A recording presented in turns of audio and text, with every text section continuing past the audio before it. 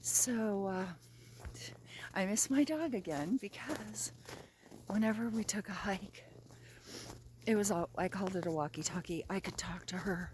Sometimes I talk to myself. Now I'm talking to this. But look at, I don't know. I'm walking around a really small, this is actually a man-made lake, I think. But, I saw a pinch of sun, and it always makes me so hyper that I have to go outside. I was thinking about how I suffer from seasonal effect, and I always have, like even when I lived in San Francisco, not so much in Chicago because we got a lot of sun during winter, or we did when I lived there, but Oregon was so hard for me. But one thing about the seasons, it sort of forces me into the seasons of life as well, because there's a time to be out in the sun, on a boat, on the beach, cycling.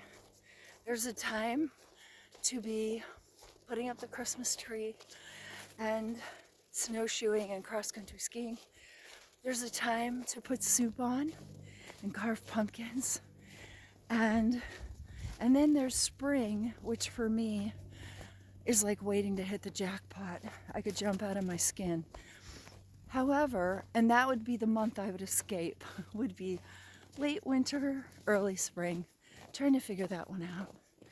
But nonetheless, it takes my hyper spirit and sometimes gives me permission to just be inside, writing or reading or doing something around the house instead of constantly having to be outside like a little kid. And I remember that about myself when I was 5 in kindergarten.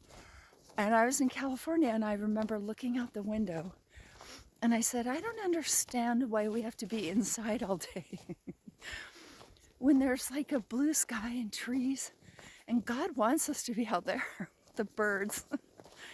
I guess some things never change.